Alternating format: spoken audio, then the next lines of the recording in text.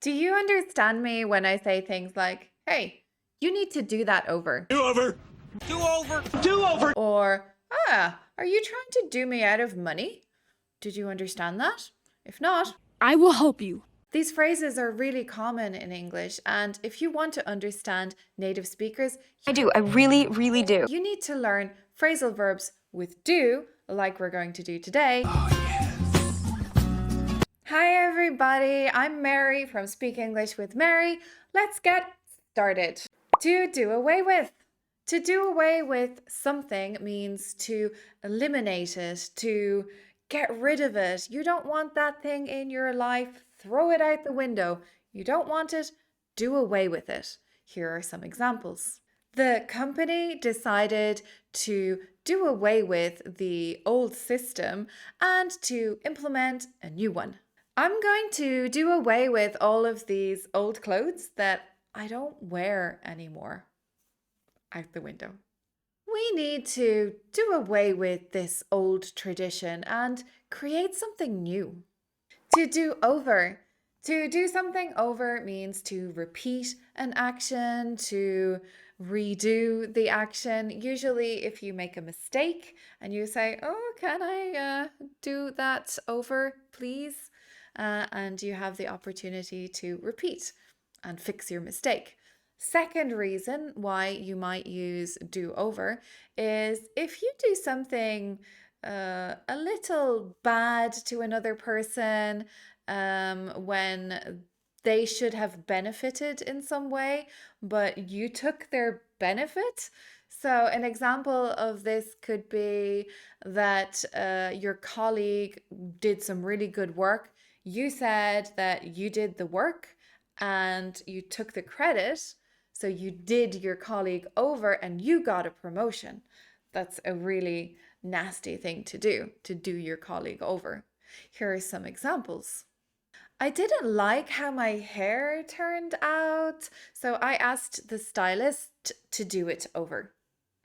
I'm going to do this math problem over again because I think I made a mistake. Can we do that scene over again? I don't like how it turned out. To do up.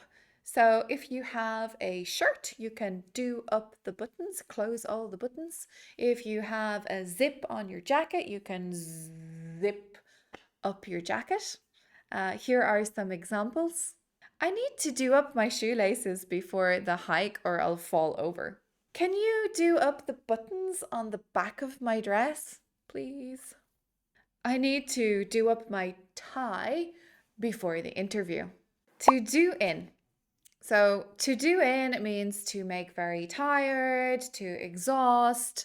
So if you've had a really long day at work, you can say, I'm done in. Or this is another not very common way of speaking, at least. To do somebody in could mean you're going to murder them. So maybe in a gangster movie, you might hear the boss saying, oh, yeah, we have to do him in. But it's not really something that you use in everyday English, I hope. So the most common use is just to say that somebody is very tired and something has done them in that sense. Here's some examples. I'm so tired. This hike is doing me in. The long flight from America back to Ireland did me in. I'm going to be done in if I have to work another 12 hours. To do without. To do without means that you can survive without a particular thing. You don't need it, or maybe you'll make the sacrifice of not having it.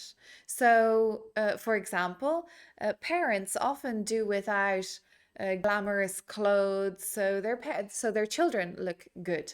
If you're saving money, perhaps you might go without something that is a little bit expensive so you can save more money. Here are some examples.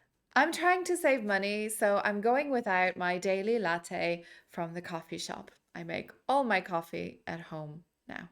The hotel room didn't have any air conditioning and we had to do without and sleep with the windows open. I forgot my phone at home, so I had to do without it for the whole day. It was very difficult. Do out of. So this could have something in common with do over. So if you do your colleague out of a promotion, for example, you take a promotion that your colleague might have deserved when you really didn't. Sometimes if a person in a shop is not very honest and they give you the wrong change when you buy something, they're doing you out of money. It's like stealing. Here's some more examples. The company did me out of my well deserved bonus. I'm so angry about it. I really feel like the teacher did me out of a good grade just because he misread one of my answers. The thief did the store out of thousands of dollars of merchandise. To do with. To do with something is really that you would benefit in some way or you would feel good if you had this thing. So I could do with a coffee. I really need a coffee. I could do with a coffee. Or sometimes you might say, "Oh, I could do with a break. I could do with a rest. I could do with a day off." So these are all examples, but of course, here are some more. I could do with a good night's sleep. I'm very tired. My mother could do with a holiday. She needs a break. It's been a really busy week. I could do with a day off. Thank you so much for watching this video. Remember to like and subscribe, always useful. We use phrasal verbs all the time. They are something that does make it a little difficult for non-native English speakers to understand native English speakers. So do take the time to learn the key English phrasal verbs. You won't regret it. And if you want to continue learning and improving your English, I recommend this video here. Why? Because I made it as usual.